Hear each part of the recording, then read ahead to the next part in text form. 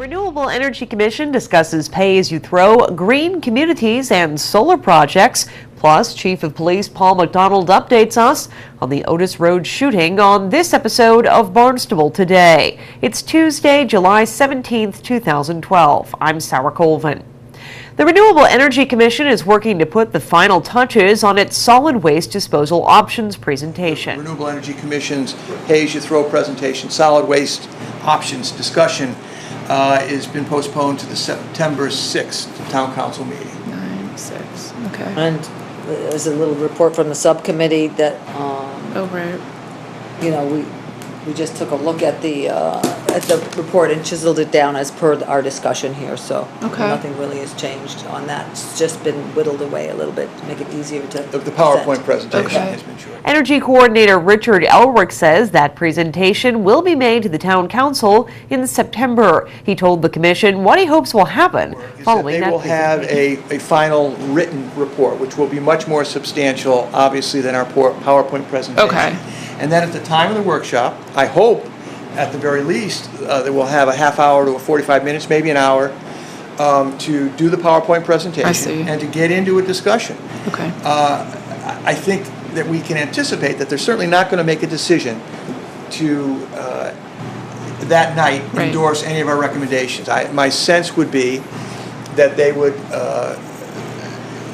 ask us to go out, continue to gather some information from the public, perhaps do the proverbial dog and pony show at the civic associations. I hope at the same time that they would direct staff to prepare an RFP with respect to the curbside program, because as much as we can provide them with information, so much The detail. is going to be about the costs. Right. And until you actually issue an RFP answer. to prospective haulers, you really don't know how much a curbside program is going to cost. We can certainly look at the costs other towns Right. have experienced for their curbside programs. I mean, we have a lot of information Right. about what Falmouth is presently paying with a non-pay-as-you-throw curbside program. We know what Attleboro, we know what a whole fistful of towns are costing, their residents are paying for curbside programs. So we can provide you with that information, but for the specifics of Barnstable, until they do an RFP, they're not going to have good cost data. Meanwhile, the group is working on making Barnstable a green community. Just about, are there any stretch code updates? We'll remember all that this is one of the 5 green communities criteria, and that the present rendition of the stretch code is going to become the law of the Commonwealth, as I understand it. Maybe you even know. No, I think it's plus or minus. I don't know the exact details, but it's very similar. Yeah, very similar, as of July 1, 2013. So I think we have one more shot at applying to be a green community this fall. And so our argument would essentially be, what's the downside of adopting a stretch code when the whole state's going to be adopting it in 6 months anyway? So, but I need to get some details, first of all, whether or not they're going to be doing another Green Communities application round this fall, which I hope they are, and then whether or not there are any significant changes or issues that we need to be aware of. So if we do become one, say, then we would have to adopt the new stretch code, which would be 20% better than this new code. They're making a new stretch code, They will be which we don't have to adopt. We could be under the old.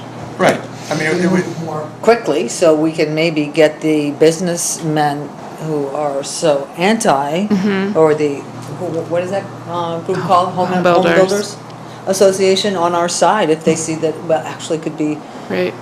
in their favor to go with us at this point, so they Right. don't have to be doing something more strict. right, and In a short one of the time. things that we would certainly want to do in the short term here is to try to reach out to all of our contacts, particularly perhaps you who are in the building community, so that we can line up builders who are using stretch code approaches, Energy Star approaches, and folks who are living in stretch code homes whenever we do this town council presentation. So I'm still trying to get a date from the town manager and the council president about when this would work, but they're going to know that it's either now or never, you know, and if all they can do is vote no. If they don't want to do it, they don't have to do it, but they got to give us a shot. Finally, Elrick updated the group on CVEC's Round 2 Solar. He answered questions regarding what will happen to the renewable energy savings.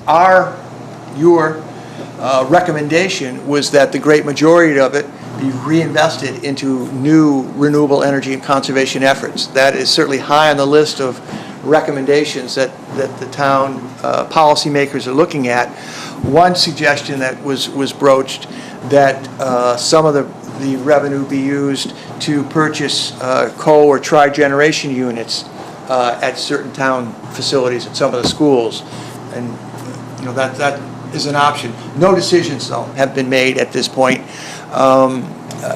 It's good. You know, it's a big debate. I mean, some of the counselors want all of that energy savings to go back to either the ratepayers or to the taxpayers in some way, and not be used for either a new position or you know, the new purchase of additional renewable energy systems. So the town council. Very interesting to see, and I think it could determine a lot of sort of the future of where we put our focus. And I couldn't agree with you more. It's going to be a you know, an important policy discussion. As I say, it is ongoing. Whenever I have my opportunity to throw in my 2 cents, I certainly do make a pitch that it be reinvested, or at least a great majority of it reinvested, so that we can get greater cost savings moving forward. 3 men are behind bars following a deadly shooting on Otis Road in Hyannis last week. Chief of Police Paul McDonald has details. Tragic event, you know, but this by no means was a random event. I mean, this was a planned, calculated attack, almost an execution. You know, back last Wednesday when the murder occurred at 30 Otis Road, and Mr. Andrew Stanley was literally executed by 3 individuals, 2 from Boston and 1 from Hyannis. This individual was targeted for what he did. I can't get into the particulars of that because the case is still a very ongoing, active investigation. But he was well known to the police department, the victim, and all of the defendants. So this was planned. It was calculated. It started off as a armed robbery and then went very, very bad. You know, when we got the call came in originally as shots fired. The first 2 officers arrived on scene. They then heard a shot being fired. Then they quickly called for additional resources. They shut the whole area down very, very quickly. And actually, while they were there, they saw the 3 individuals jump through one of the side windows of the home and try to escape on foot. The officers then they literally ran them down, which was incredible. I mean, they knew they were chasing down 3 possible murder suspects, so the officers deserve a lot of credit, and they caught them almost immediately. The chief says all firearms used in the incident and then some were recovered by police. He says all 3 could possibly be facing murder charges. They're all working in cooperation, all there for the same reason. They're all there to rob the individual.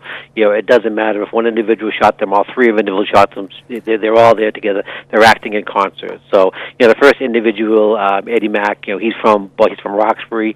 Originally, he's been down here for a couple of years. He's well known through us. He's been arrested several times for possession of Class B, which is cocaine. The second individual, David Evans, he's from Boston. He has had no interaction with the Barnstable police whatsoever. He recently just got out of federal prison. He did a number of years of federal time for illegal possession of narcotics and weapons violation. And the third gentleman is Kiko Thomas. He's the youngest. I believe he's 18, 19 years old. He's originally from Mississippi. He's been up here for a very, very short time. And again, he's well known to the police department. And in fact, 2 weeks ago when we had the shooting on Harriman Road, Brandon Thomas, which is his cousin who was a victim back then, Kiko Thomas was also present during that shooting. So all 3 of them are well known to us, all 3 bad guys. So this is it's good to get these 3 individuals off the street, and the responding officers did an outstanding job. All are being held without bail pending a probable cause hearing or indictment. The chief expects that to happen this month. With Barnstable Today, I'm Sarah Colvin.